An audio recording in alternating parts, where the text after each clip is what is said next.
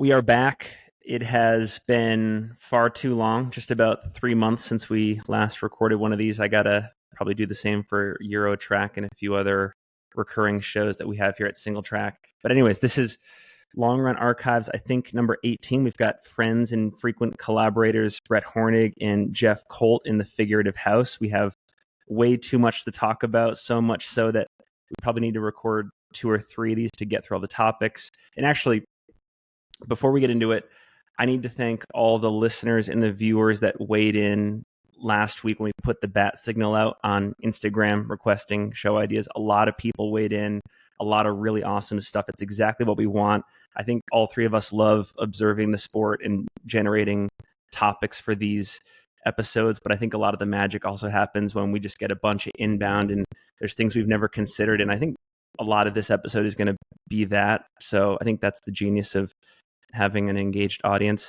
So thanks to everyone for that. But let's dive in here. The Paris Olympics are going on right now, and there is at least one event that is blatantly absent. It is the Backyard Ultra. Jeff, as the apparent originator of this idea to get it in the games, what do you think? Is this an idea that is only more urgent to implement after seeing the beginning of the Paris Games?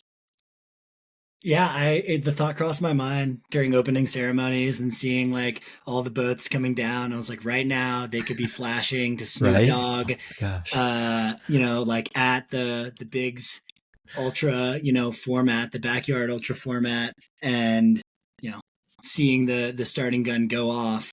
I do think the most interesting part of a backyard format in something like the Olympics is I think we just see that sport get pushed to a totally different level where we might be scratching our heads being like, turns out 2 weeks is not enough time for some of these people willing to compete in this event. The closing ceremonies have happened. Everyone's gone home.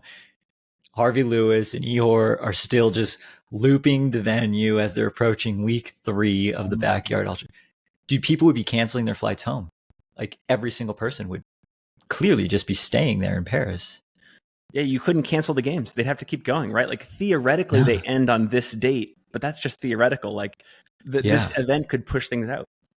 Gosh, it would be amazing. And we've had, once the Olympics start, we have some form of Olympic sport going like 24/7 in our house. So like I've already been, I've watched like cross country, mountain biking. I was watching equestrian yesterday. Yeah. I don't even know what event it was, but I was the cross country. I got the rundown of the the course event. Was great though. I was like, dude, I could see why are there not people on foot on this course, and just make them jump over everything too, because like the barriers were very high. I'm like, dude, just leave them there. There's some great venues at this Paris. Just an anecdote on that event or a little tidbit. It's not how fast you can go. There is a set time that was, I think, 9 minutes. And that is deemed the appropriate amount of time that it should take a rider to ride that course. And the goal of the rider is to get to as close as that time as possible without any faults or errors. Yeah. So and then there's like penalties if you hit flags on the barriers and stuff. But it was very impressive how close riders get. It was like 9 minutes is a long time. And they were like 9:02. Yeah, I saw one that was 8:58. Yeah, like it's pretty amazing actually.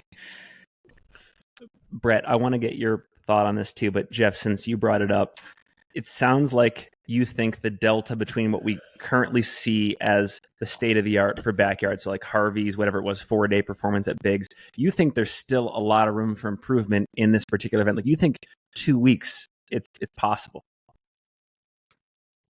I'm not going to say it's impossible, but I think look at how much they went up in one this past year, just with extra competition. I think with extra competition, you'd see the times just continuing to go and fueling, caffeination, all of these like different strategies start to play out in a very different way. But in the same way that Finn, you kind of project the 200-mile distance becoming the more relevant distance, than sub ultra, the more people that do 200s, the more that, kind of expectations, the parameters of that distance are going to be kind of blown to pieces. I think with the backyard format, because it's just last person standing, I don't know. I think it could go on for a really long time. Another point in favor of the backyard ultra, not that we really need to be convincing anyone else anymore. I'm sure 100% of Singletrack listeners are on board with this, but I've noticed in the evenings here on the West Coast, there's like no live Olympic events because we're not in like the Paris prime time zone. So they're just doing like tape delayed stuff. That would be the one event that you could always check in on live. And it's literally in prime time across every single time zone. Cause you just like always get to go back and see like what's going on with the crazy people running around the Paris stadium. That's what I like the most about it is like, there's a lull in coverage. Let's tune into this event, which is still going on. Yeah. I know the last time we spoke, this backyard ultra idea kind of came up. I got a number of DMs afterwards, like, pushing back on the resistance, I guess I personally have to the idea of ultra trail, like, mountain running in the Olympics. And I was just chatting about it with some friends on Saturday. And like one of the things that's so beautiful about the world's format for World Mountain Trail Running Championships is like the destination is chosen exactly for that sport. And we look at like Chiang Mai, we look at Innsbruck, we look at like the Pyrenees, the destinations showcase that sport. And like that sport is often at odds. And right now we see surfing happening in Tahiti, but like that sport is often at odds with like, perhaps the greater realm of the Olympic sports. So like the backyard ultra, it's already contrived. It already could be in a, 4-mile loop around the city or nearby. It seems to fit in with these like kind of, expectations or parameters the Olympics already have, Yeah. You'd have to go a ways outside of Paris to get a nice mountain running venue. I mean, not as far as surfing, but you would have to go like well outside of the venue. But have any of you watched the Olympic surfing yet? No. Dude, the waves are freaking massive. Apparently where they hosted it is one of like the most epic wave, like dangerous swell spots on earth, just the way that the shore breaks off. And I was watching it like just before we started recording, and the Tokyo waves were like 4 feet, 5 feet. And it was just like, who could like go up and down like the most times. This competition, they're like 15-foot waves, like massive, like super dangerous. And it's all just a matter of like who can sit in the barrel the longest and come out alive. And it is so exciting. Like hands down, it has been my favorite Olympic event to watch so far.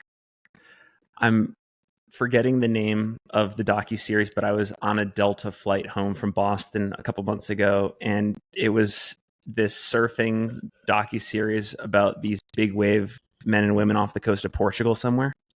I can't think of the name of the spot, but you reminded me of that. Anyways, that you also reminded me, I think that this backyard format could sneakily become the most dangerous event, because in the same way that Alex Honnold, I think he's said that he might not have the same like amygdala that the average human has. Like he doesn't interpret fear the same way. I think this event is going to attract people with like no central governor, or like, yeah, they will truly go to the bottom of the barrel performance wise. And you could see people theoretically drop dead at the event before they give up. I think you would see that. I think this would attract that type of athlete, that type of human being. I got to give a shout out.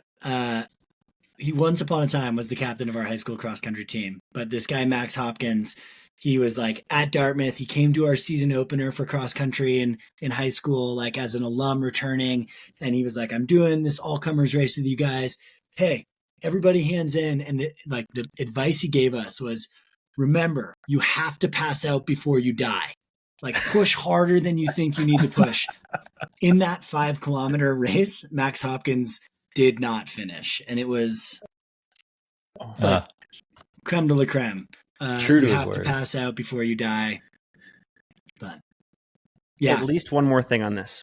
So we're recording this Monday, July 29th. A couple days ago, July 24th, it was announced that, at least conditionally, Salt Lake City is going to be the host of the 2034 Winter Olympics. And I don't know the exact legality or the logistics of introducing new sports, but I'm pretty sure if you petition your local organizing committee, you can bring test sports in. And Salt Lake City is another sneaky good place for year-round trail running. Like, you could have a really cool winter-based backyard event here. So maybe us three make it part of our life's purpose to spend the next 4 to 5 years or whatever the next window is, lobbying Fraser Bullock and the community here to try to get backyard in the 2034 games. Be a pretty cool place to debut it. Unfortunately, I think that if it was with the Winter Olympics, they'd make it snowshoeing, and I can't associate myself with that. No, thank you. There was talk of trying to bring just cross-country running into the Winter Olympics.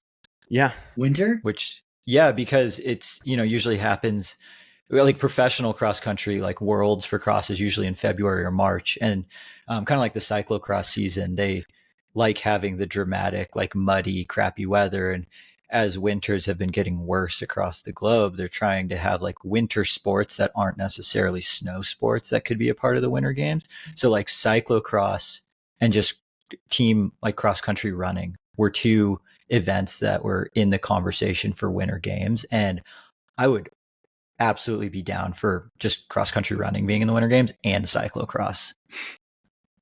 For my highlight so far of the Olympics, I think it had to have been, it wasn't a super exciting race to watch, but just for Remco Evenepoel to win the time trial after such a epic Tour de France. I was pretty excited to see the Belgian sandwich with Remco, Ghana and Wout on the podium. Yeah. But I feel like I've ended up watching a lot of water polo. What's been on when I've turned it on isn't necessarily what fires me up. Yeah. Dude, Remco is a machine. Just watching him pedal, it's a work of art. Everyone needs to just go watch a highlight video of the time trial if they haven't, because just seeing someone push a chain ring that's the size of a golden corral dinner plate, it's amazing. It's amazing. It's like Ludo Pomeroy's stride length at 12,000 feet. Just another work of art. Yeah. I think my highlight is that the Olympics are still relevant. I just saw a LinkedIn post that the ratings are better than both the 2016 games and I think the 2020 Tokyo games, 2021, so it's almost as popular so far as 2012. And I had always thought that the Olympics ratings viewership wise was on a slight downward trend and we were going to wonder about its relevancy, but cool that it's resurfacing and there's all sorts of things the athletes are doing to take part on TikTok apparently and stuff. There's just all sorts of new marketing. So cool that it's got a breath of fresh air into it. Mm-hmm. Yeah. The majority of the accounts I follow on social media pertain to basketball. So I feel like I've been just getting a heavy influx of Anthony Edwards and just US men's basketball team content. But seeing the opening ceremonies through the lens of Steph Curry and LeBron and Jason Tatum was highly entertaining, as well as the crossover with all the track and field athletes that were just hype as could be for getting photos with those respective basketball players. One last thing to close out this segment. We have done this before. Literally, I found co-host Brett Hornig by doing this, which has just been magic. I feel like it is warranted to make a special call out on the podcast. If there is anybody who listens that is well connected, who is experienced somehow in lobbying at an Olympic level, I want to talk with you. I think we all want to talk with you because I am genuinely interested in growing the sport of ultra running. I think we all are. And I think that we are not just, at least I'm not joking. I think that Jeff's original idea is absolutely brilliant. I think Brett agrees. Reach out to us if there's ways we could work together to somehow use our limited influence and power to, get things going. I think this would be amazing. Anyway, that's all I wanted. That's my bat signal call. In terms of precedent, the 6-day race has a lot of precedent, and that goes back many, many decades. whereas the backyard format is newer. But like even just this concept of it wouldn't be as fun to watch people run on a track for 6 days per se if you could make it a little bit more dynamic. Yeah. But yeah. Aravaipa has that across the years event, which I think actually I could see it becoming even more popular in the coming years, given what's taking place multi-day wise. And then they also used to have this really cool event called the Silverton 1000, which I think was similar, but it was set in Silverton at the start finish of the Hard Rock course, doing laps. Anyways, there's just laps around Silverton. Yeah, and I don't think it ever quite took off, but I think it was a brilliant idea. Brett, we were talking a few days or weeks ago. I can't remember exactly when, but it was about some of your observations from this year's Tour de France that could be relevant to trail. You were talking a lot about like fueling strategies, recovery strategies that you were noticing. For the audience, I'm curious, what was exciting you in this realm and maybe making you question, the status quo in our sport, or, what's possible in terms of sustainable training and racing?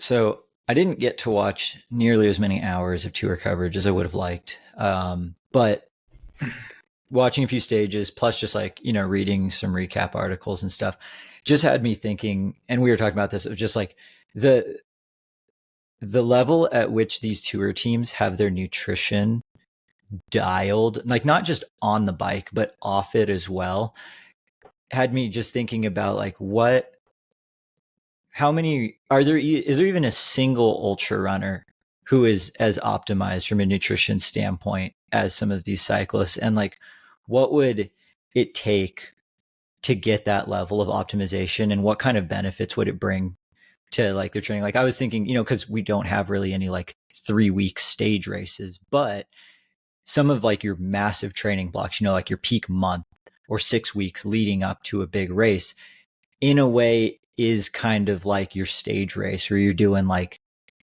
kind of long days multiple times a week. And one of the biggest things with these tour teams was the nutrition. So like most of these teams have, 1, maybe 2 riders that are trying to win the race overall. And historically, there's a handful of flat days throughout the tour, and those guys are mostly just trying to survive, like stay out of trouble, tuck in, recover. What they're still doing that, but what they're aiming to do now is try and stay calorie neutral. So they oftentimes the effort goes down, and their, grams of carbohydrates per hour also goes down on that day because their effort's down. Now you're seeing these guys just slamming like 130, 140 grams of carbs an hour when they're just like putzing along at 110 beats per minute. So that way they don't ride any sort of caloric deficit on these flat days, just so that way they have a little bit more in the tank going into the next mountain stage the next week. And then that was one big takeaway where I was like, dude, that's huge. Calorie neutral. That's a cool term. I never even, because like, I don't even know if that's even possible running. Like that would be so hard. But the other thing too is a lot of the tour riders, they're like switching to like a 2 recovery shake protocol, which I thought was interesting. So you see like the stage finishes, and like before the guys even get off the bike, like they're still rolling to a stop, one of their, team nutrition people hands them a bottle, and the rider just pounds the whole thing, like within 60 seconds of them finishing the stage. And apparently it's like mostly simple carbohydrates. Like it's usually like a fruit juice mixed with a little bit of protein. A lot of them have like a tart cherry juice for, your anti-inflammatory, antioxidant properties, and then ketones. But it's like mostly sugar. And then, 45 minutes later, you drink your standard carbohydrate protein shake.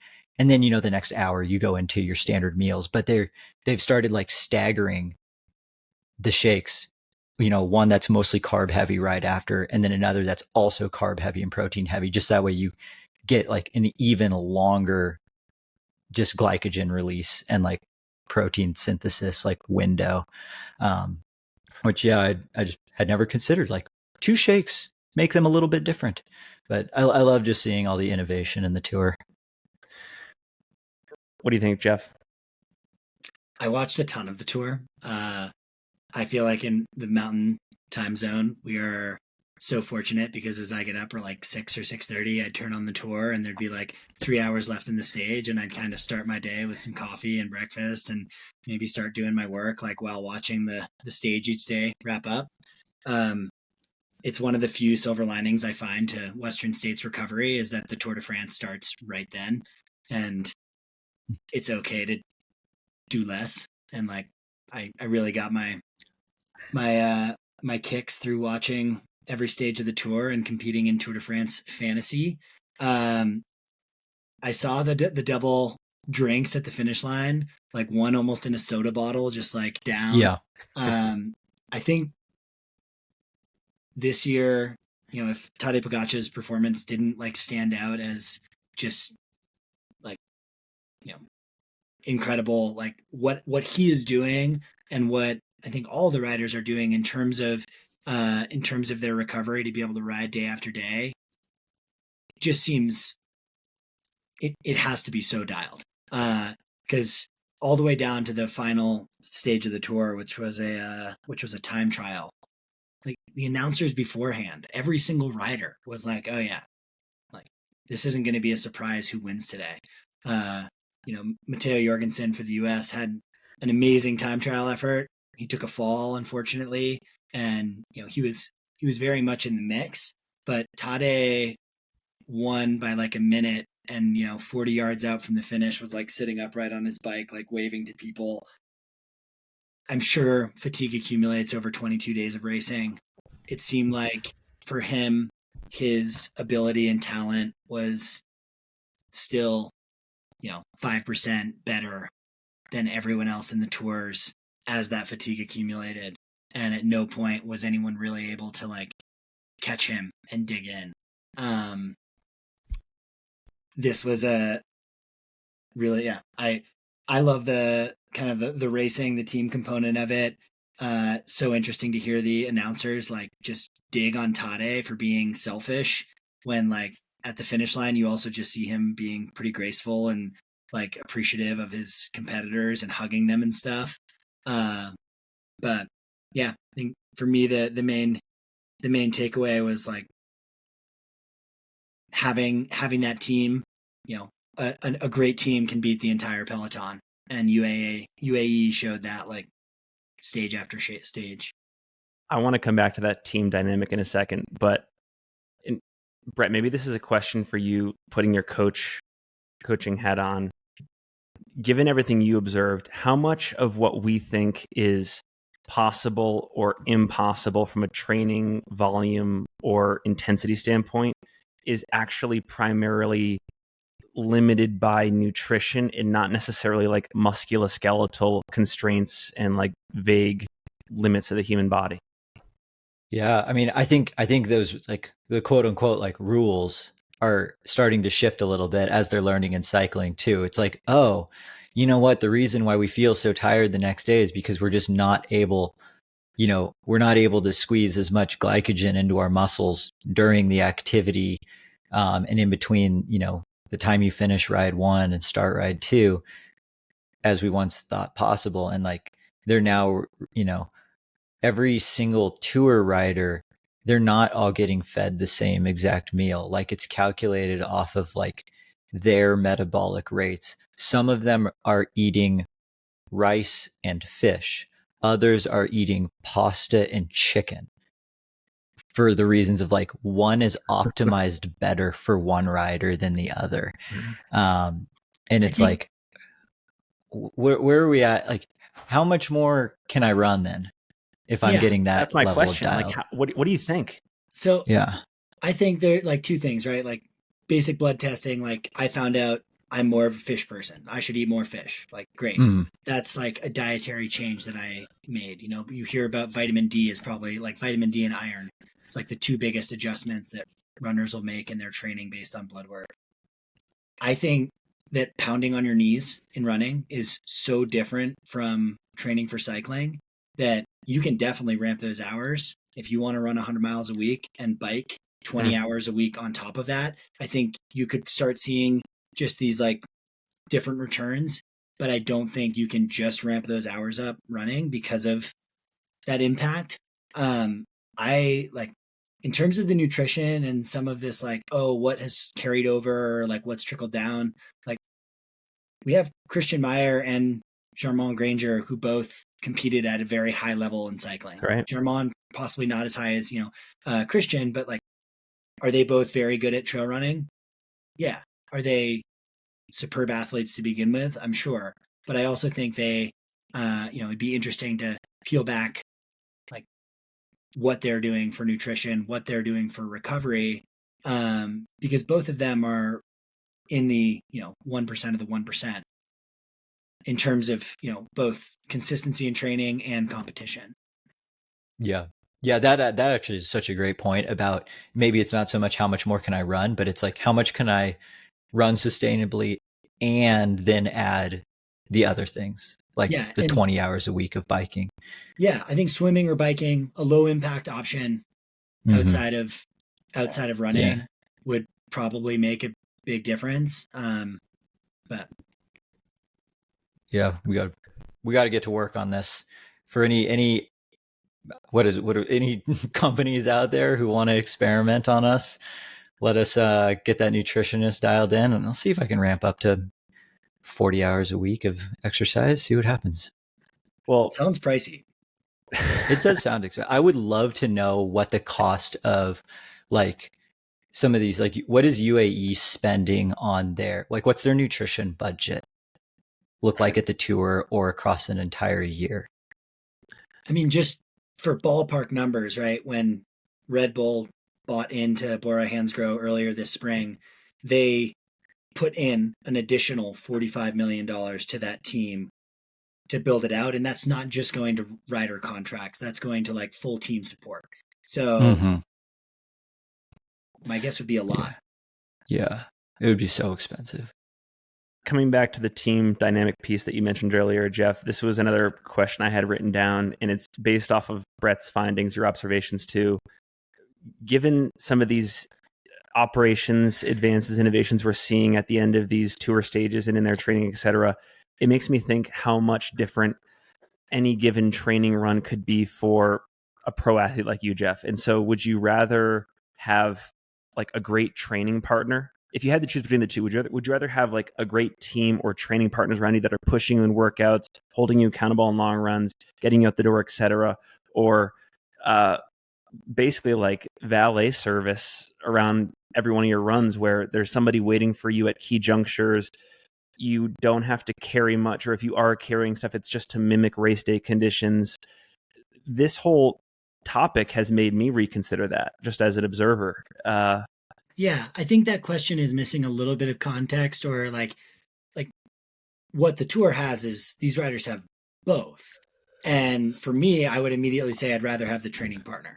And the reason I'd rather have the training partner is I'm a pretty social being. Having someone pushing me, working together with someone, that would be, I think, a bigger advantage for me. And it would also alleviate some of the stress around training. Whereas actually having someone there like super calculated, like drink this right now, take this right now, I would end up feeling like I'm living in even more of a training bubble where like I don't necessarily get to function as a normal human, and like everything's so calculated that stress I think would build on me in a negative way. It's like one of the reasons I don't measure my sleep and like I don't keep track of all of the metrics out there, because I think too much data is a bad thing for me. And I would rather have really good training partners. What Visma has is both. They have the really good training partners who are pushing them, and then the dialed nutrition plan also. I think like another way to look at this would be, would you rather have a coach that has a comprehensive plan for you and is taking care of all of the elements, diet, like your strength, everything? Or would you rather have good training partners? And that one ends up being a little harder for me, because I think one of the responsibilities I'd expect of that coach is to also find good training partners.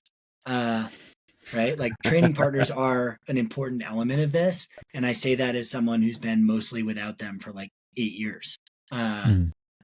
Having someone to push me on workouts when I have had it has been incredibly helpful, both for the actual performance, the effort, and my psyche. Finn, what about you? I think prior to some of the observations that you shared coming to light, I was very much in the training partners camp. I still think I'm in the training partners camp, but I have been doing a lot of solo runs lately just because I'm finding that getting out the door at 8 a.m. or 9 a.m. on a weekday is just the most convenient. And so I do it and I'm alone. And there's nothing worse, in my opinion, than the feeling of starting a long run fully loaded down in those first 4 or 5 hours. Like, nutrition is just like bursting out of the seams of your vest, and you've got, whatever, 2 to 4 pounds of water on you, and it's just bouncing up and down. It's just so uncomfortable and unenjoyable. And it also feels not quite applicable to what I'm going to be doing on race day in a lot of conditions. So yeah, to have people around me giving me the exact dosages,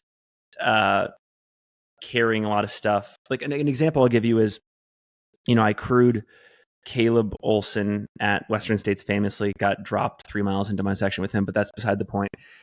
I got to watch his dedicated nutritionist be there with him at every single aid station up and down the course, and everything that they were outsourcing, from thinking about calories, thinking about carbohydrates, thinking about what to pack into the next section was incredible. And there's so much power in that. I don't know which one has more leverage. Intuitively, I go with the team, but like everything you're saying about having this part dialed is growing on me for sure. What do you think? Well, hold up real quick. I think the Caleb Olson one's a really good example, because would Caleb Olson have run the race that he ran without having Tyler Green there running with him as like kind of a teammate? I did not get to witness this. I was in a different place that day, but yeah, I mean, I had a little bit of insight. So I remember being in that brief section with Caleb, running along the river, Cal streets, etc. And he just remarked early on, it was awesome to have Tyler around him, and it felt like friendship, teamwork, etc. It's, I think, all of these things. I mean, like you said, baseline, great athlete, trained smart, trained applicably, now a veteran of the sport, was ready for this stage, had the nutrition dialed in, great insight from friends, family. I think it probably is a constellation. And if you remove any one of those, the house of cards falls or whatever. But it's tough to say. Yeah, because Tyler is one of the few, especially with Western States, like, oh, if you can go into that race being like, I want to try to pace off this guy. I mean, he's Mr. Consistency. We're talking 15 hours, like, 2 years in a row, like on the dot. Crazy story from that they shared with me, and I think I can share it publicly, but it was very early on in the race around Robinson Flat. They were on whatever 14:45 pace, and I think Caleb asked Tyler, do you think the lead has just permanently gotten away from us? And Tyler looks at Caleb and he's like, yep, pretty sure it has.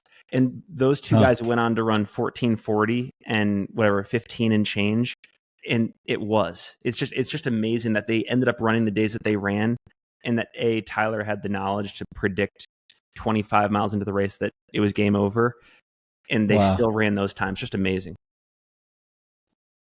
That is interesting. Huh.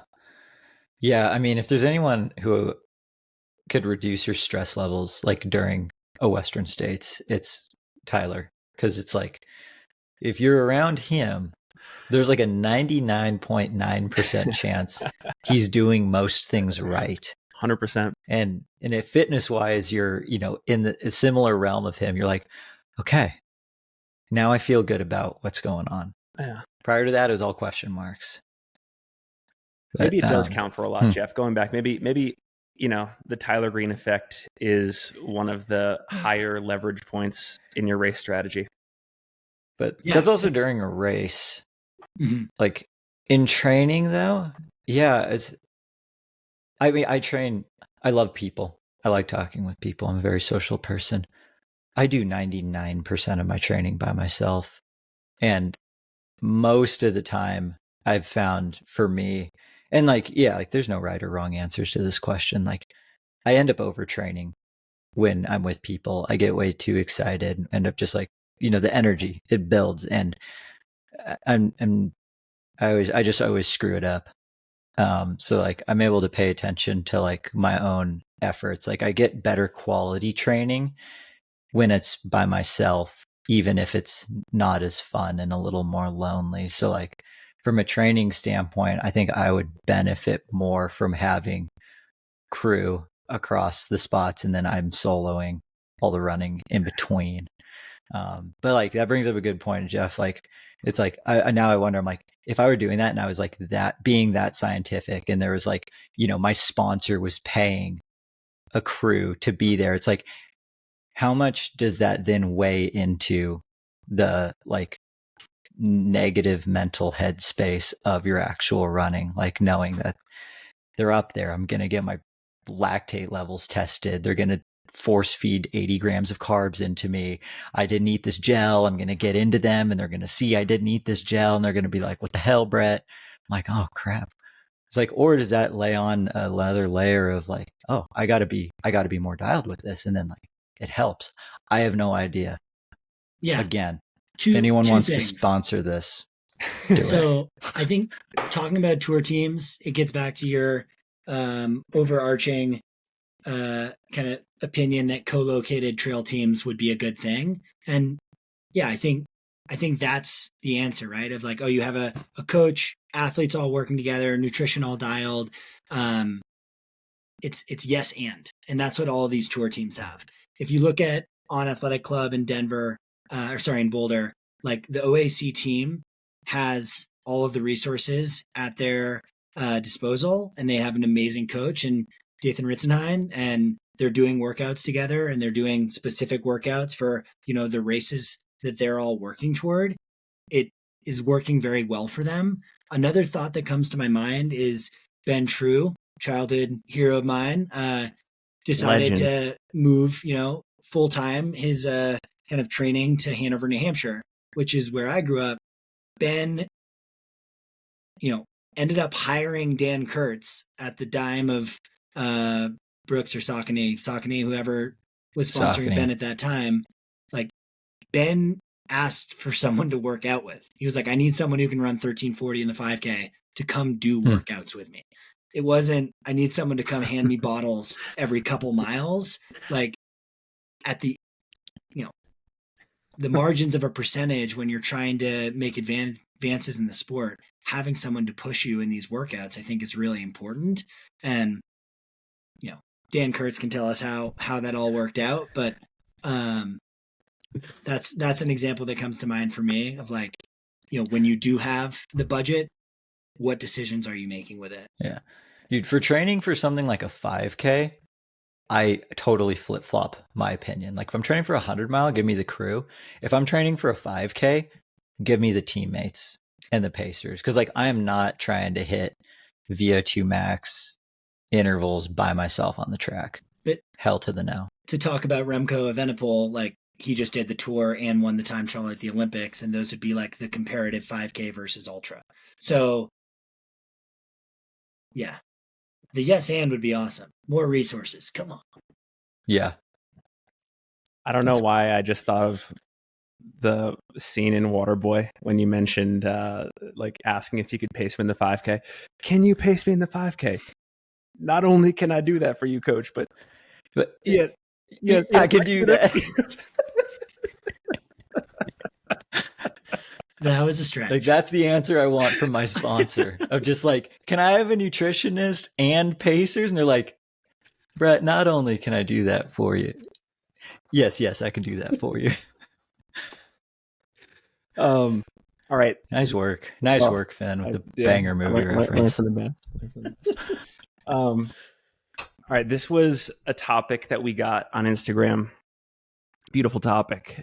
What if Western states stopped inviting the top 10 back each year on the men's and women's sides and put all the elite spots back into something like the Golden Ticket Series? Or, I mean, I guess it could be a number of, different ways they do it, but basically you have to fight your way back in each year. Good idea, bad idea, fair, unfair, why or why not? Brett, what was your initial reaction here? So when you sent over these notes, this was the first one that I immediately just spoke out loud to my wife, Maddie, and our son, Benji. Benji didn't give too much like feedback on it because he's 12 weeks old.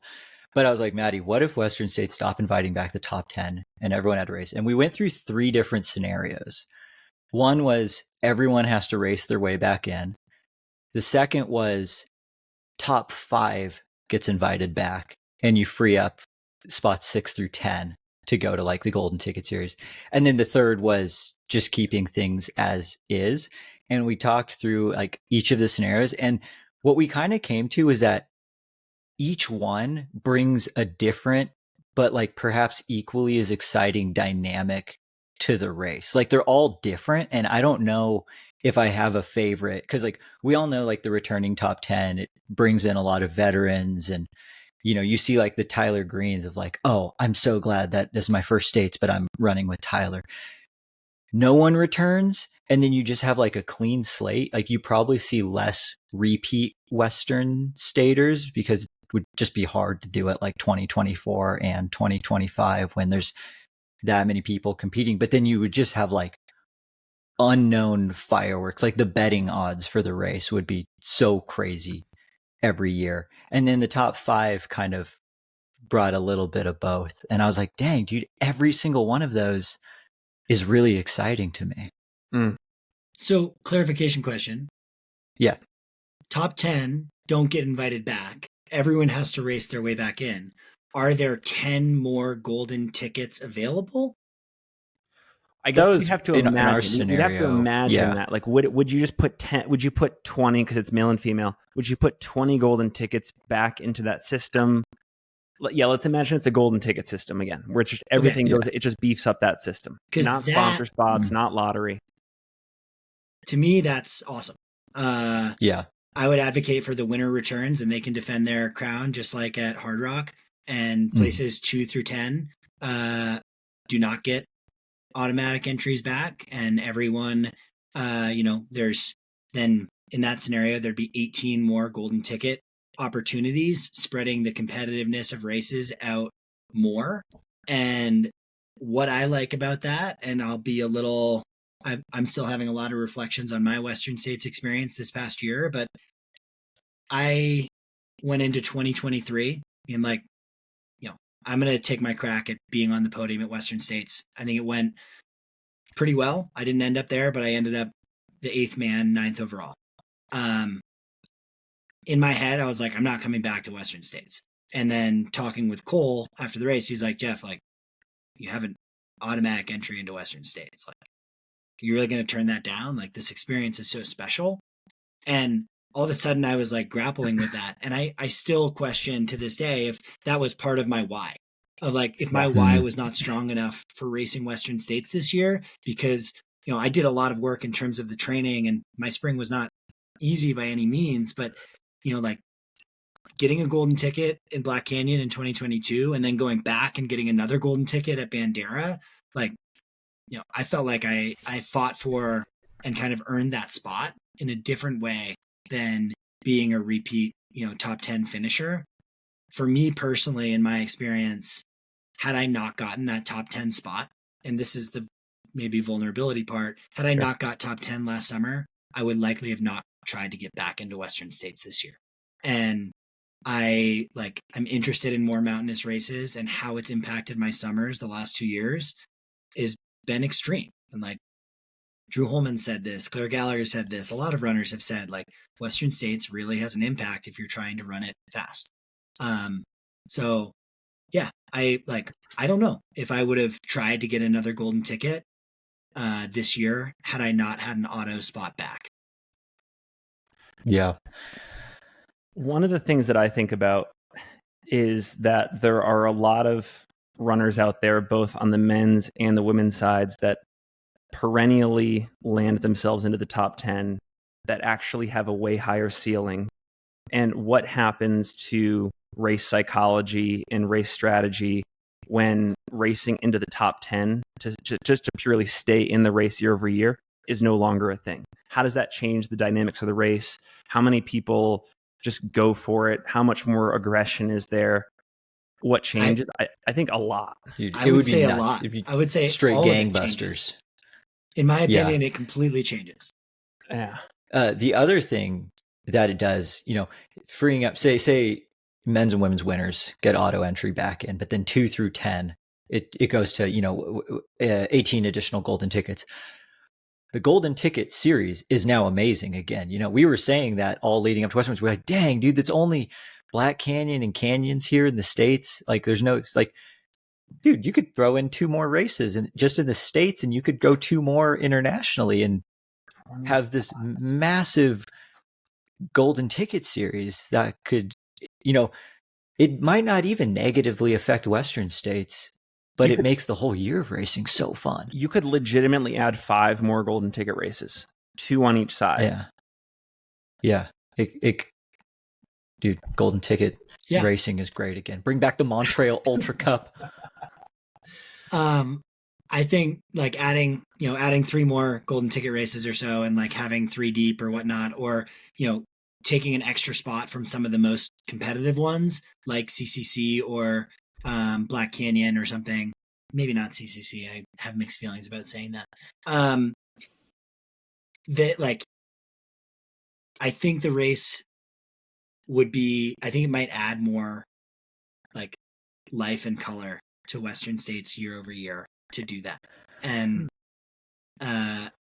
the part about like experience or veterans, I feel that, but as someone who has like raced my way in twice, there's a number of folks who've raced their way in numerous times, and like if it means a lot to you, you're going to plan your season around that. And I remember in 2019, Chris Mocco signed up for every golden ticket race because he was like, "I'm going back to states." And I'm not saying this is currently the case, but you could probably make the argument that in some years it is the case. The sport is changing so fast. We're seeing this at races like Canyons and Black Canyon. It's changing so fast that you could make the argument sometimes that the top 10 that's coming back is not necessarily representative of the state of the art. Like, I feel so bad for people like Eric LaPuma and Stephen Kirsch who are throwing down like well under sub 8 hour times at Black Canyon, and no dice. It gets you nothing other than maybe like a pat on the back from your sponsor. Probably not even like bonuses because it went so deep at Black Canyon this year. I just think like those people who are at the tip of the spear, but there's just not enough races for them to go top 2, like expand the pool for that too. Because I don't know, if you got your golden ticket in 2017 and you've been fortunate to just race smart at Western in top 10 year over year, maybe it's the back half of the top 10, you could make the argument that like, you're from a different era. Like this new era is just insane. That's another thing I think about. But what about Ludo? Right. And there's always someone who's going to prove that wrong. And I think your relevance in the sport, like, needs to also be considered with, your most recent result. A top 10 at Western States is an extremely good recent result. Yes, for sure. I was like, I can't believe Ludo got top 10 and is like coming back. And, in 2023, we raced each other at Western States. Like, I beat him at Western States. He then went on to run incredibly at UTMB, going from like 40th to, 5th or whatnot. And then just set the course record at Hard Rock. I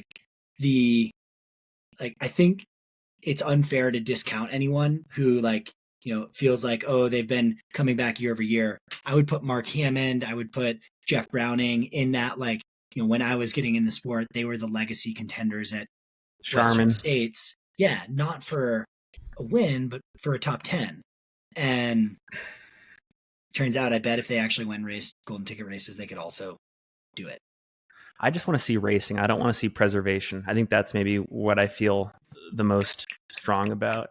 Mm-hmm. Okay, one more thing, and I should know the answer to this. I don't. I wish Liam, Aid Station Fireball was here. Do either of you know roughly how many of the top 10 spots change hands each year? Like, is it pretty strong retention, or is it pretty dynamic? I actually don't know the answer to that question. I should know. Look at this year. I mean, it seems like in the last few years, it's been like 6 to 7 on like men's and women's side return, right? Yeah. This year we have we have Dan Jones, Tyler Green, and Jian Chen as the only to make it top 10 returners from last year who made it in again this year. Yeah. So, but how many started? Like, how many top 10ers started the race? We didn't have Anthony. We didn't have first, third, 10th and maybe 7th. So for the men's side, I think 6 out of 10 started. 6, and then you had 3 of them go on to top 10 again. Okay. Yeah, that would be interesting to compile that. Like, let's go back a decade and see what that looks like. It wouldn't surprise me to see that number shrink as we get closer to like present day. That was the other point that I was holding on to was, do you think, kind of going in favor of more golden tickets and less returners? We've been talking about how the playbook for Western states is a lot more public than it ever has been. And like, it's like training for the race, like the cooling, the nutrition, that part. Has it made Western states a little bit more predictable? And if that's the case, like, do you need to run the race 2-3 times to really ace it? Or can someone race their way in and then absolutely nail it on try number 1 because of how much public information there now is on the race? Caleb Olson has entered the chat. I mean, so has Rod Farvard, though. Like, yeah, see, like Rod's done it multiple times. Like, but did you predict Rod to go toe to toe with Jim until mile 80 something? No, absolutely not. Okay, so like, I don't think either are entirely true. And Katie showing up last year, like Katie showed up last year with the playbook, and she executed the 3rd best, Western States, or I guess now 4th best Western States performance ever. This year, she showed up with the playbook and experience, executed the 2nd best ever. I think the playbook is there, but, I was kind of going off of ideally, like Jim, I think 2021 year where he did 70% of his training on bike. I was like, maybe I can actually do this and be mostly biking and still have a good Western States. That definitely did not pan out for me. Like, I think the general playbook of like, okay, yes, cooling is important. That's great. Heat training is important. That's great. I don't think it's as dialed or like calculated with the 100-mile a week, 20K a week vert. Like, I don't think that's actually as dialed or as clear of a playbook as maybe you guys made it out to be. Okay. I like that. But like Claire Gallagher won years ago with 40-mile a week training weeks. Like, yes, dietary, like your diet and stuff is super important. I think, I'd say for me, like race headspace is, hugely important. It'd be interesting to hear of those top 10 men and top 10 women, like who's working with a sports psychologist, who is doing kind of head game work. I think to poke a hole in my own argument, because I'm just thinking of this now, you could very compellingly make the argument that like the back half of the men's top 10, back half of the women's top 10, they're all running times that would have won the race as early or late as 2 years ago, right? So like they're doing everything in their power. Maybe aggressive racing has already happened. Like you actually can't afford to be preservationist, right? Because just to get into the top 10, you have to run winning times from 1, 2, 3 years ago. I still think the volatility would be amazing. That's where I kind of come down on this. I love the idea of expanding that series. The lead up to Western States is as if not more exciting than the race itself. Jeff, can you explain the World Trail Majors new team format before we debate some of the incentives here, the structure here, everything? Yeah, I've got it pulled up in front of me, and I don't want to build it up to be more than it is. I think it's they're trying this out, and they did try it out this year, either at Transgran Canaria. I think there was like a team element to the race, but the World Trail Majors is adding a team component to it. So the 10 events, there'll also be a title for the team champions. There's a max 6 runners for each race. There has to be at least 1 female and 1 male runner. And you're scored based on those runners' finish from place first to 100th place. So if you win, you get 100 points. If you get 100th, you get 1 point. The winning team in each race is the team with the most points scored by its top 3 finishers. So that could be 2 women and 1 man. That could be 2 men, 1 woman. So 3 scores in each race. There's no like entry cost. It doesn't have to be all runners from On Running or all runners from Terex or all runners from Hoka. It can be runners from Salt Lake. There's no entry cost, just like labeling what team you're on as you enter. There's also no prize money. It specifically says that the team manager of the winning race, of the winning team in each race, will have to buy a beer for the race director. So that's the honor. You lose money. You lose money by winning. Costs you. I think it's interesting, for these teams that are sending a number of athletes to different world trail majors races, to have a little bit of a team tally. The only hang up is each runner for the team can only compete once. So if I went to represent On at Madeira, I couldn't also represent On at Ultra Trail Cape Town. So each runner can only be representing the team once, which definitely would favor larger teams. If you can have 6 entrants and there's 60 or there's 10 events, you're talking 60 potential athletes, which is, if we're brand marketing side, like that's, 2-3x the size of some of the bigger trail teams. To me, it's clearly, I think we all agree, it's missing a key incentive, which is financial. It costs people to participate, which is a miss. Run Rabbit Run does this on a much smaller level. It costs people to participate in the race, but not in the team aspect of the race. Well, they got to buy a beer if they win. It's like $5. Sorry, if they win, they have to buy a beer. But Run Rabbit Run does this, and I'm pretty sure that it's a male and female team format, and each winner, the male winner, the female winner on the team, each get an extra grand attached to their winnings, which is pretty strong, at least in the context of our sport. So this is missing that, right? Like, well, what's the why here other than, teams are cool? Yeah. I love the idea of a team competition.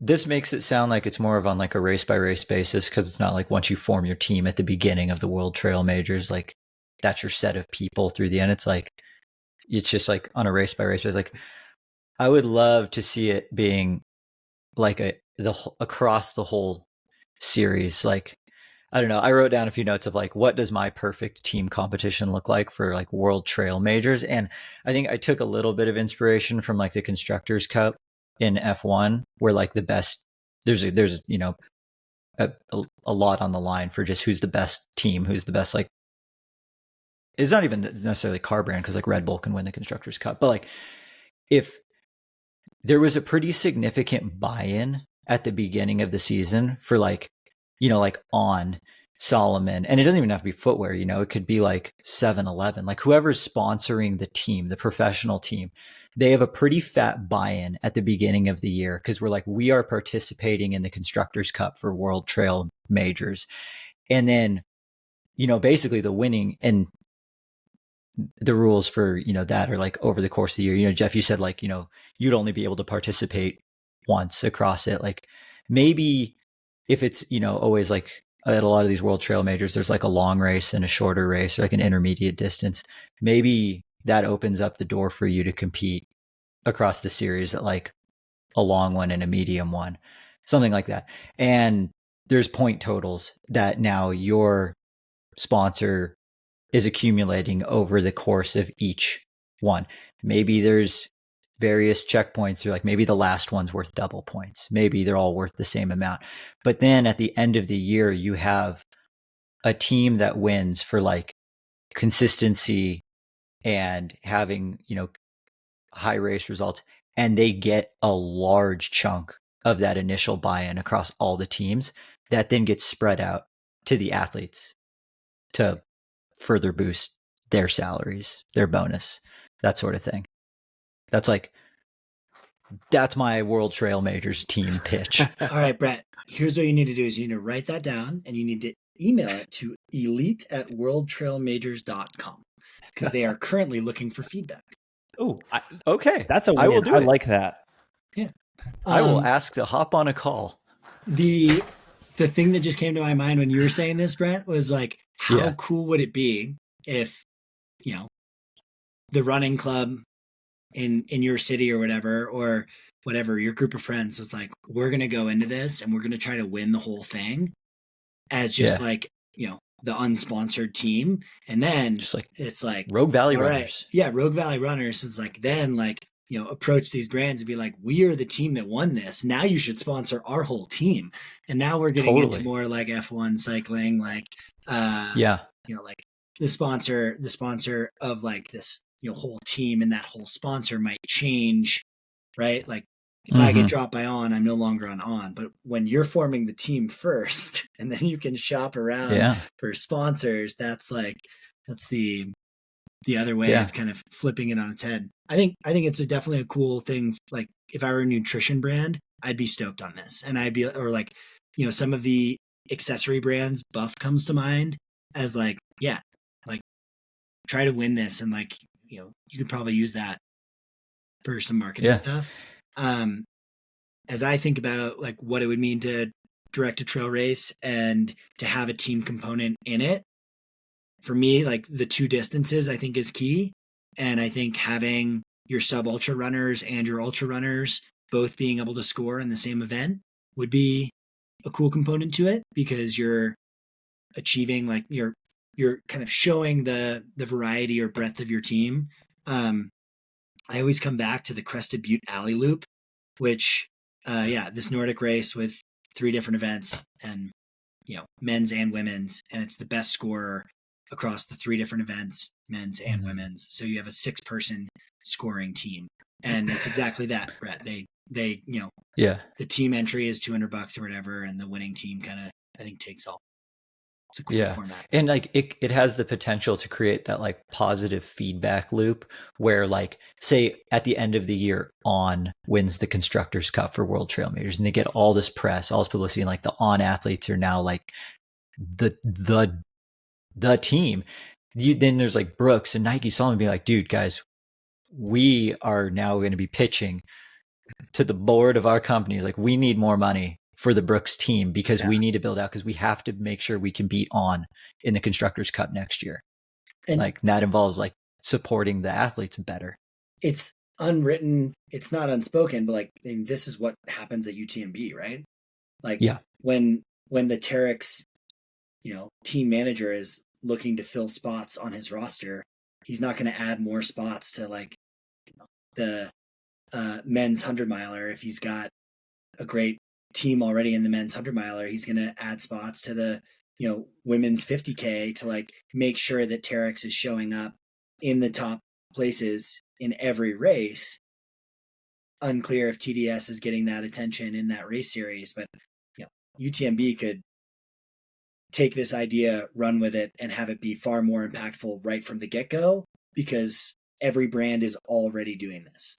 This is the way that brands show up on the global stage, is to have your TNF athletes all on the podium at UTMB, CCC, OCC, like, so. Yeah. It just needs to, they just need to make it more public. Like just make it a public thing instead of all of the team managers of all the brands, like secretly being like, we have to win this. Like, let them just say it out loud. Like, we have to win this. Yeah. I mean, it's been spoken, but if it's written and it's written by UTMB, it would be different. And they're in a place to do it with their series in a probably more substantial way, because their series all have these couple distance races. Mm-hmm. Yep. They're well positioned. Yeah. Yep. Totally. But I'm all for like increasing whatever it is with team competitions. Finn, I love it. One of the comments in Instagram pertained to whether or not like a team component of ultra running and trail running even makes sense. Yeah. Does it? I think, and there were 2 camps too. It was like, if something like this happened in trail, do we go the way of the Tour de France, where it's hierarchical and things ultimately end up supporting one individual rider and you have all these like specialists for various segments, sprints, etc.? Or does it go the way of, where I think it's going, which is like collegiate cross country, where like you do actually see the team essence at play. People are, scoring individually, but they're like fighting for their place right to the last second. I tend to fall in the we could build this in a college cross country type way, and it wouldn't necessarily go the way of the Tour de France, which I think would also be cool. Although whenever I think of the Tour de France format, have you guys ever seen the movie Ants? Yes. Great movie. Go on. This is like, I just think of like these like athletes who are super individualistic, and like in the movie Ants, the Z, I think is the character's name. He's constantly reminded of his insignificance and like causes everyone to revolt and whatnot. I just think like how cohesive would these teams be? Would we see like, because running is such an individual solitary pursuit, and especially ultra running, like the loneliness of the long distance runner, right? Like how cohesive does this thing end up getting? But maybe that adds to the excitement, right? It's like part of the fanfare of our sport becomes the drama of these teams, either being resolute or disintegrating. Maybe Ants wasn't a good example, but I just saw that movie recently and it made me think about it. I'm pushing back on like the running being like a Go, Jeff. Independent like I think the fact that Courtney just named her film a team sport about her winning the 3 largest ultras last year, like we are all making our own teams and, choosing who we have supporting us, choosing who we have crewing us, pacing us if that's possible, and training with. Like it's a team sport, whether we want to like admit it or not, but making it more official as like, oh, you're out there running with your team. When you see those Hoka jerseys are working together. Same with Nike, which I called out Caleb and Tyler before, because like in the first 20-25 miles that they were, in sight to me, they were running stride for stride and like responding to one another's moves. And it seemed like they were really like running with each other. So I think even on the Tour de France side of things, where you have a set crew, all crewing the same team, that I think also there's advantages to, because you have this point person who's like, Finn, Brett is 2 minutes up on you. You can definitely, like, he's struggling a little bit. If you catch him, like, remind him of this. Keep working up the field. You guys are doing great, right? You have this like single team of support helping all the different runners. When I think back to like the world champs in 2022 in Chiang Mai, like that is still the single race that stands out to me as like the coolest race I've ever run because of the team component of it. Because I was like Eric Lapuma, Adam Mary, Adam Peterman, like they are all here with me and we are trying to achieve something. And I'm sure representing your country is, a significant thing, but in the same way that these tour riders just represented Visma or, Soudal Quickstep, like Evenepoel just went and got to represent his country. And I think there's a huge value to teams. I would love to see it more and like more team oriented competition. Mm-hmm. Yeah. I just had an awesome thought. I think one of the, maybe it came across as one of the answers in your Instagram post where it was like, obviously it makes sense in cycling because like, there's specialists, there's different events within the tour and like there's drafting. It's like, there's no drafting in running. So like, therefore you don't need other teammates. Then that just had me think of like, dude, what if at like, say something like Worlds, you could only accept aid within the aid stations, but you could pass aid along to your teammates on course if they grabbed it from an aid station, like the Domestique. Could you just imagine like me just absolutely going to the well for 50 miles of 100 mile because I'm the one who's slugging around like 15 bottles for the first half of the race, trying to just like get them around to everyone. Like I'm just leading the team out, just being like, I will make sure that I have an extra bottle for Jeff at the top of this climb. And I'm just going to go for it to send it so I can get up to it 5 minutes before him because I'm going to domestique him. That would be an amazing element to the team aspect of the race. I don't know if I like where that's going. Dude. I like the idea. Jeff, I like the idea. Let me be your domestique. Planned self-sacrifice. I love that. Yeah. I think the other component that came up, like, yes, in like there's the pushback on drafting. If we're gonna openly say, and people say it anecdotally, subjectively, objectively, oh, like ultras are 50% mental. Oh, it's 80% mental. Oh, it's 100% mental. Having runners with you, working with you, is mental, and that is a huge advantage. So, like, if we're which is why pacers help in races. If we're going to throw out crazy things like, oh, this is a completely mental sport, then yeah, it might not be drafting, but there's a huge advantage to running mental with drafting.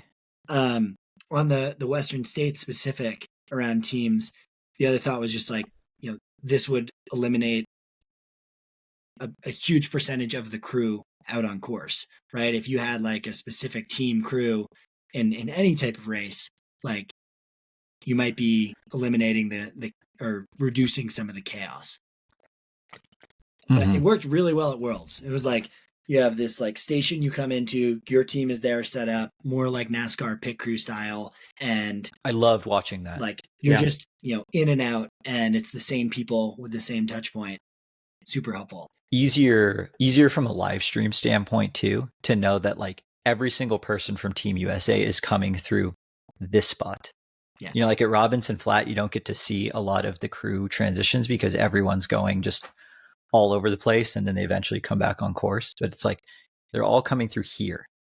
Okay, this is like you're increasing production value. Admittedly, this is a huge tangent, but I was watching a little bit of the Red Sox Yankees game last night, and the first baseman on the Red Sox was being interviewed. He was mic'd up, being interviewed. Oh yeah, while he was fielding. It's like they were asking him questions. You know, he had it, and he's like, "Oh yeah, you know, my journey to the major leagues was really interesting." Like pitch goes, and he's like ready, and then you know nothing happens, and he like keeps talking again. And it reminded me a little bit of like you hear the team cars and stuff in the Tour de France, but I know that MLB is doing all they can to make baseball pertinent and entertaining. The pitch clock, like, but seeing this interview happening while the player was actively on field, I don't know what to say. It was. Did you like this or dislike this? I just can't imagine that being asked of you as a player. Could you go play this game and also give ESPN an interview while you're on field, like, and a line drive could be shot at you and half a second to react before it hits you in the face? It's a lot of confidence there. You know, I'm watching that Receiver series on Netflix right now, and it's so common. Dude, so good. Which is so good, by the way. But I'm a huge Amon-Ra St. Brown fan, and George Kittle. George Kittle is the man. I love his self-talk. If I could encourage people to go watch that just to see how George Kittle approaches self-talk, like he'll take a massive hit from an inside linebacker, and they will like shatter his clavicle, and he'll talk his clavicle back into place and like keep playing the rest of the game and score 2 more touchdowns. It's amazing what he can do. But anyways, there's another reason I've always been in favor of this. If you look at all of the races in our sport, you know, it's pretty scattered, but it's become pretty clear over the last 2 to 3 years that if you're a pro like Jeff, by and large, your season revolves around either Western States or UTMB, at least at the ultra distance, mountain distance. So I think it'd be easy to bring together pro athletes on a team, given that that's the funnel, and that it wouldn't be hard to say like, oh, well, I'm actually going to do like the WMRA Cup, or I'm going to go do Cirque Series this summer. Like, no, you're probably, if you're an ultra runner, you're probably going to do one of those 2 races. So like the buy-in would be pretty easy. But I had another idea. So if I am a new race, or if I am a race trying to revamp things, I consider building the competitive side of the race around this team competition that the World Trail Majors is trying to do, with just more incentives and not necessarily going after the bigger gun brands like On, Hoka, Salomon Ultra. I reach out to the athlete managers at Merrill, Speedland, Normal, I don't know, Atreyu if they have a team. And I'm just like, hey, everybody bring your squads here. Let's do battle. And even though they might be like, whatever, relatively B or C tier athletes, it's so compelling that you show proof of concept, and that in year 2, 3, or 4, like any startup idea, like the proof of concept is there, and it's unavoidable for the big brands to want to send their contingents as well. And then this takes off and it becomes a cultural thing. Finn, we should talk. I'm interested too. I want to do it. There was one other thing. Your response to baseball, Brett, the self-talk. Sorry, self-talk. What are you guys' thoughts on self-talk? I think it's hugely important. Yeah. Like I forget what book it was in, but it was like accidental statistic of like some very high percentage of professional athletes would talk to themselves in the third person, but like none of them knew that they were doing it. But then there was like this link between like, you know, like you being able to talk to yourself not as yourself, you know, like, and it was just interesting. They were like, wait a minute, 70% of all of these athletes talk to themselves in the third person while they're out there. And like, I was like, yeah, like, and it's the more I've just heard about, you know, some of these better funded sports and like the sports psychs and like how you can, you know, just affect like your mental game out there with some form of self-talk that's like professionally taught to you. So beneficial.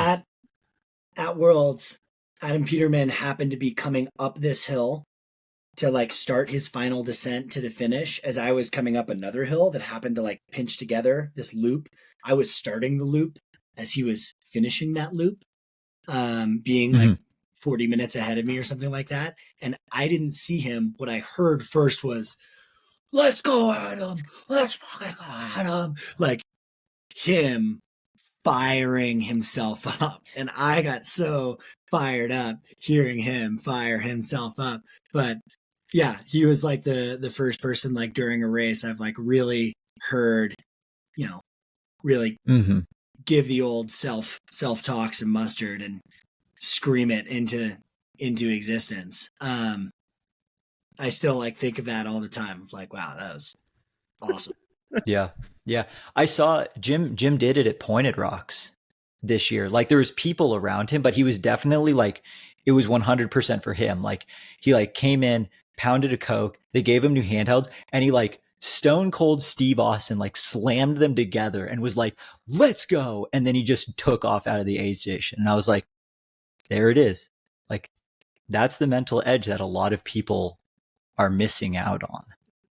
To further color this, so we're talking about baseball. I used to be an avid baseball fan, huge Red Sox fan growing up. They won the World Series, and that kind of just made it less exciting for me. It was just a great moment. 2004 was amazing. But Ricky Henderson is the king of self-talk. If you don't know who Ricky Henderson is, one of the greatest players of all time. I think he has the stolen bases record, but he would perennially and unabashedly talk about himself in the third person.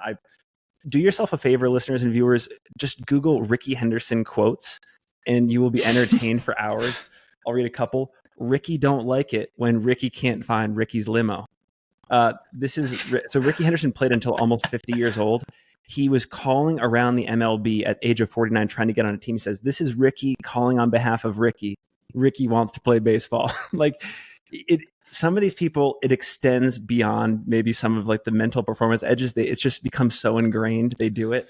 I think Ricky Henderson is the king, and I'm a huge believer. George Kittle has a little bit of Ricky in him, but I think it goes a long way. It makes me want to do it at my own level.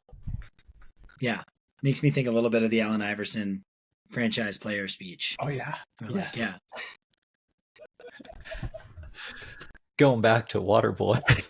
Remember that time Bobby Boucher showed up at halftime and the Mud Dogs won the Bourbon Bowl? Wow. Third person self-talk. As the third person here, sometimes I'm just in awe of you two. Turns out Brett and Finn watch too much TV. Way too much. At least I watched way too much 90s comedy. This is why Jeff is the professional runner of the three. He spends his time outside exercising. establishing a career, something. All right, this is another topic. And again, the answers to these surely are known in smaller social circles, but they are at least not public knowledge, to my knowledge at the moment. What should Zach Miller do next? What should Courtney Dauwalter do next? Based on Strava, I think Zach actually is dealing with an injury that is non-appendix related. I think he suffered it somehow a couple days or weeks ago. But like, I think one of the starter sub questions I have is like, for Zach, is something like UTMB categorically out of the question? Is it bad form for him to even consider it, given some of the stances that were taken last fall over the winter? Or like, do we throw that out the window and be like, look, we just want races where there's just amazing competition at hand? Brett, how do you feel about this? Yeah, I've definitely gone back and forth a lot. I mean, like, I said, I would love to see Zach, race the ghost of Matt Carpenter at Leadville. Like, I know all of his training was for Hard Rock, but like, that's going to translate at least a little bit to Leadville. And it's like, yeah, dude, I just want to see Zach Miller go do Zach Miller things at Leadville. But another part of me was also just like, I want Zach to do Hard Rock in 2025, and for the next 12 months, I don't care what he does, because I wanted him to run Hard Rock. And if not Hard Rock, I don't care. And I'll just wait another year for Hard Rock. Jeff, what do you think? First, I wanted to stir the pot a little bit and say, is it really Matt Carpenter's record at Leadville, or does that record belong to Rob Carr with how significant the course change was? And I didn't even know that's a good point. I didn't even know about this until I was running with my friend John, who just casually was like, I wonder if Adrian McDonald can get Rob's record at Leadville this year.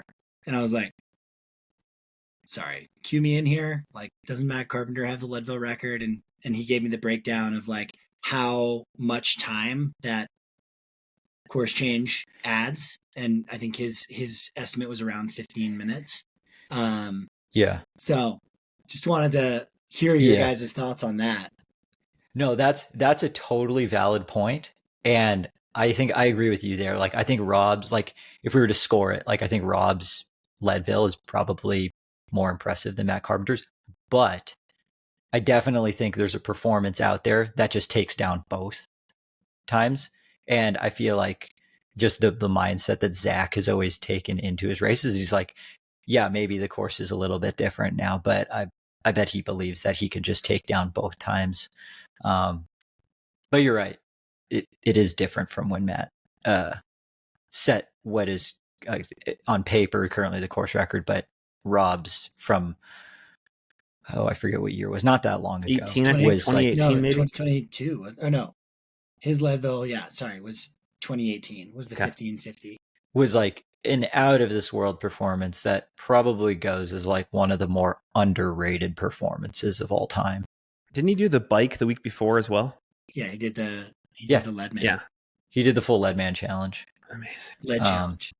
One thought on that would be super cool for Zach to do Leadville. Zach, my answer is Zach should do whatever he wants to do in terms of what race should he do next. But I think with Adrian returning, going after that course record and a third win, you have, again, someone who like has that veteran experience on that course in a way that Zach would probably be able to use the fact that Adrian's running it to his advantage in an interesting way.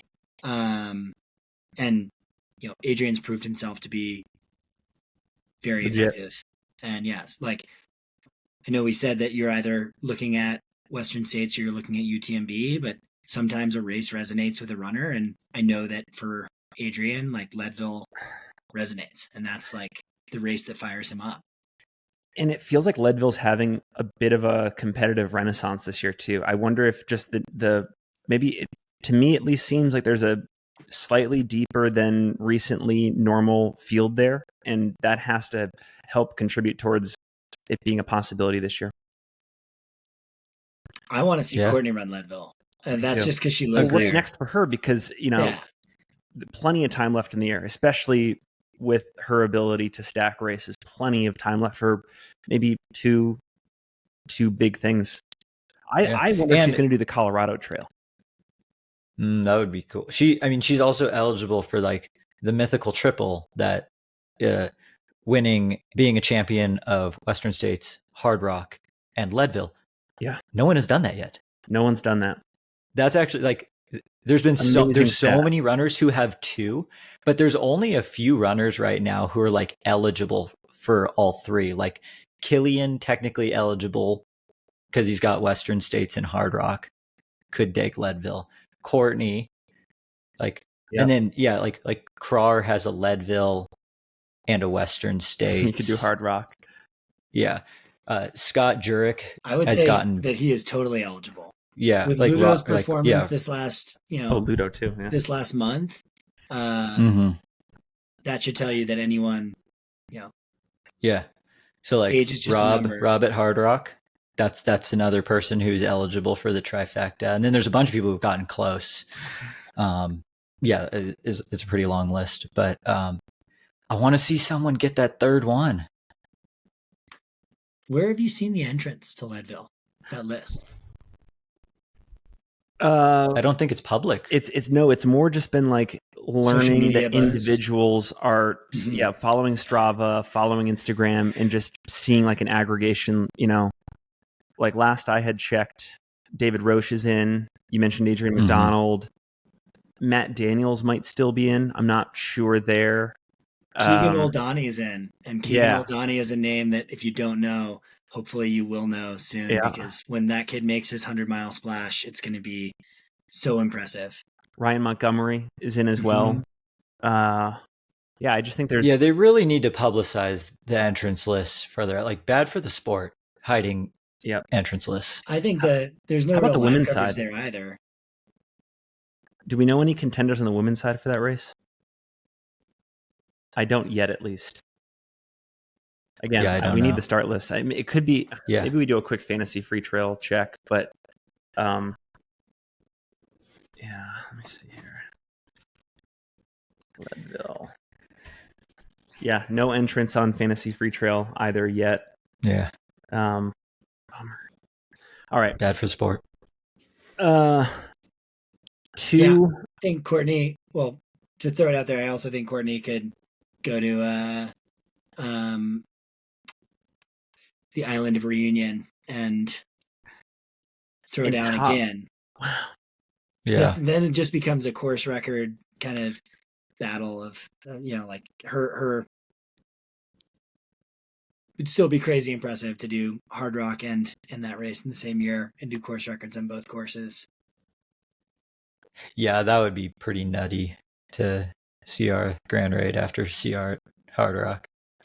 One of the things that I was thinking about a lot the other day was that as soon as Courtney decides to close the door on this area of her ultra career where it's like, the 100-mile distance and really going for course records and wins there, I think she has at least 10 to 15 years of amazing multi-day efforts in her, like Tour de Géant, like the Colorado Trail, Arizona Trail, Appalachian Trail, Pacific Crest Trail. I could just see her going on a bender, just knocking all of those down significantly too. Freaking Olympic gold in the Backyard Ultra. Bigs 2034. We have Courtney Dauwalter lining up in Salt Lake. Yeah.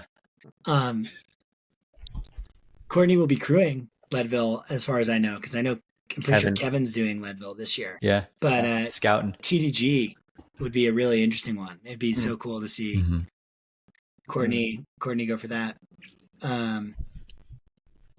We've got what do you guys have any other speculation on Zach? No, I mean, there's just so much shit flying through the rumor mill that I have no idea. I mean, there was word that he was maybe going to try and solo time trial the Hard Rock course, like when Jim tried it a couple years ago, just to see what kind of time he would have laid down. But I don't know, that doesn't seem like that's the case anymore. But yeah, I don't know. I haven't heard anything for Courtney's next race. Yeah. All right, we're coming for this particular conversation. We're coming up on time. I'm looking at our two highest topics in the list. I think we should choose between one of the two. We can either talk about the recent Strava Pro badge purge, or we can talk about the worthwhileness, if that's even a word. I think that is a word. The worthwhileness of increasing the popularity of the FKT scene for fans of the sport.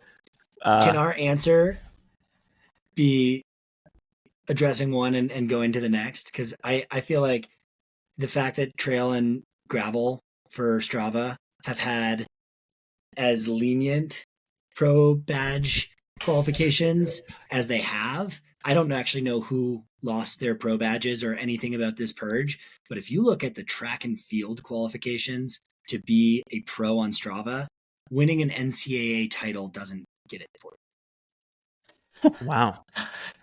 So Strava's standards, depending on the sport, are like wildly different. Because I think the main one that I read was the Canadian national record holder in the marathon on the women's side, like lost her Strava Pro badge. And then there was such outrage, like 24 hours later, she got it back. According to qualifications, she should have it. So.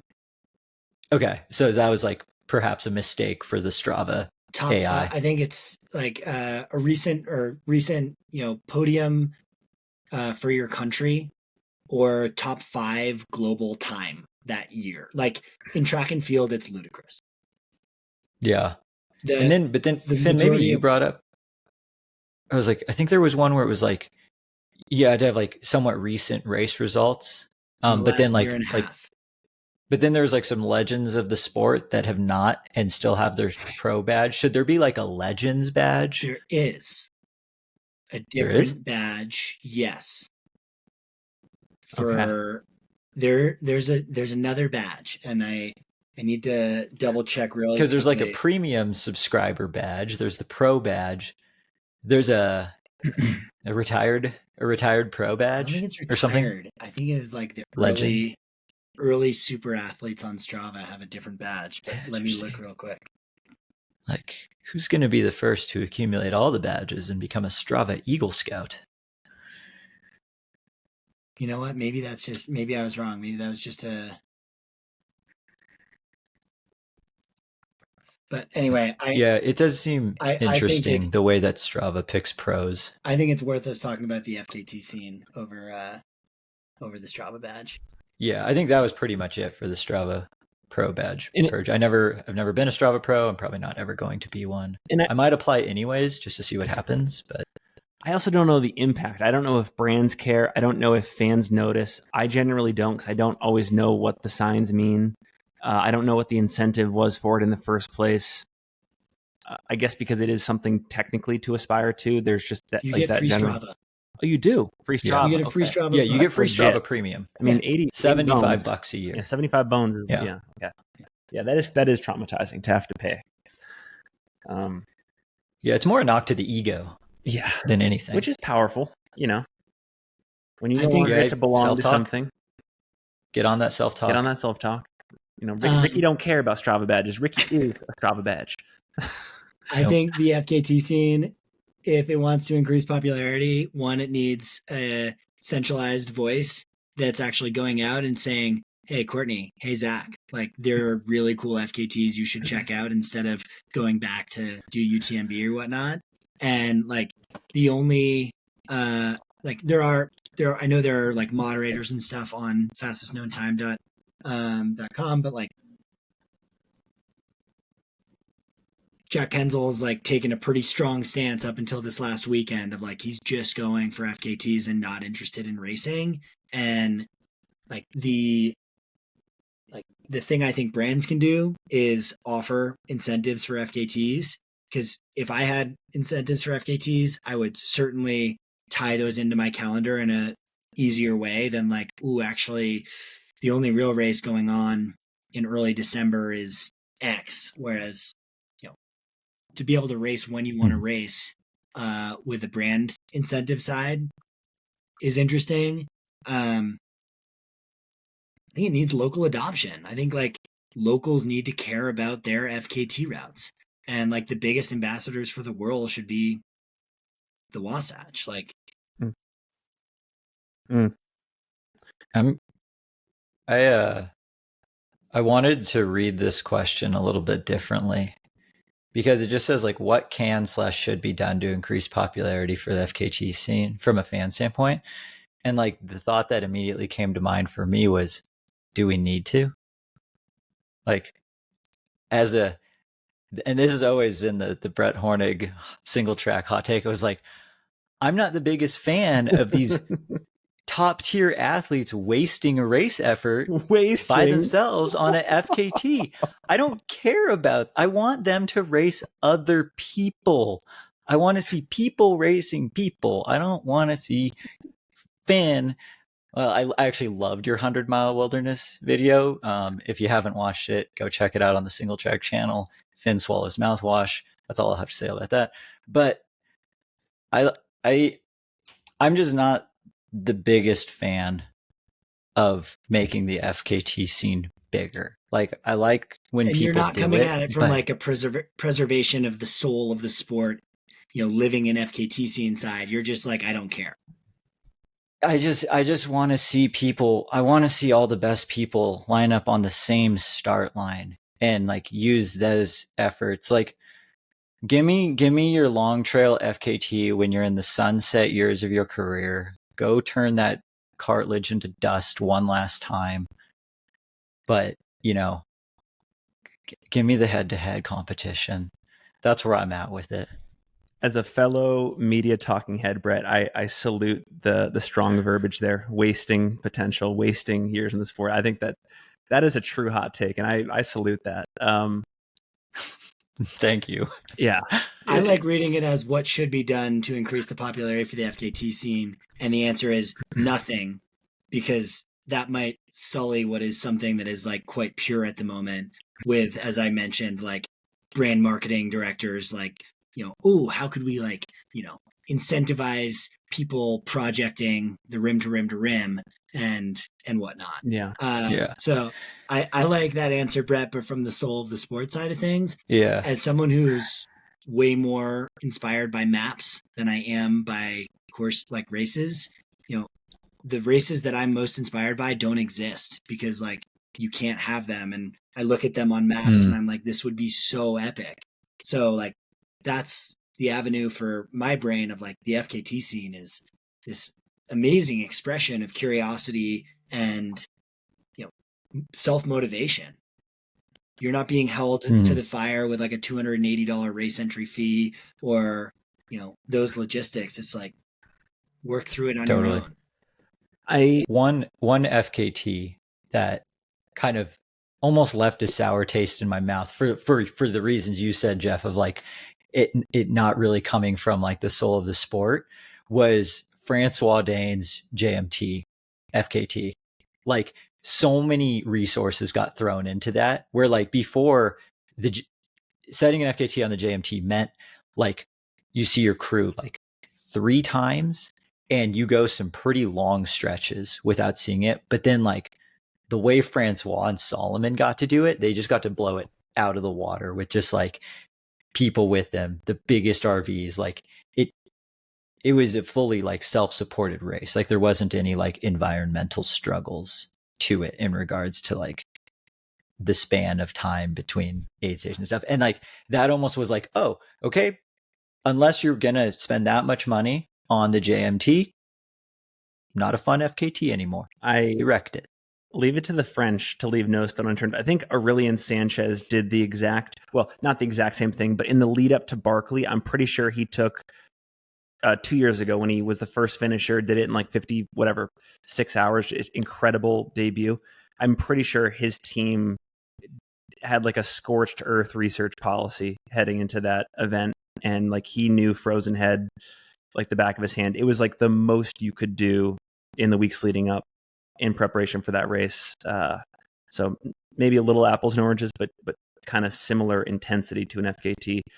I don't know if there's an answer, or I don't know if I have a good answer for like non-multi-day FKTs, but I think there's a huge opportunity here for long distance trails. So I would love to see somebody going after the AT or the PCT have a dedicated person sending out daily Instagram stories and posts and reels.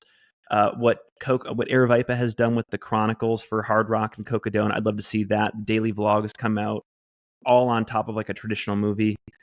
So yeah, I think there's huge demand there. There's a following.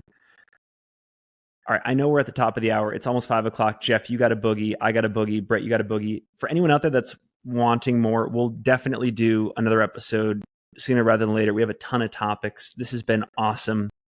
I can't thank you enough for your time. Yeah, you get the last word. Go ahead. I don't want the last word. I just want to say one thing I could do to increase the popularity of the FKT scene is say, if you haven't watched Pacing the Pacific, which is Carl Sabe's, film about the PCT, it does show a lot of resources being put out there, but it's a core committed team on, pretty similar to what you would have at a 100-mile race. And that film is phenomenal. So like the long distance trails, I think the media that can come out of them is, as you were saying, Finn, like 10 out of 10. Yeah. Brett, any final thoughts from you? I think that was a great spot to put like a pause on part one of this Long Run Archives episode.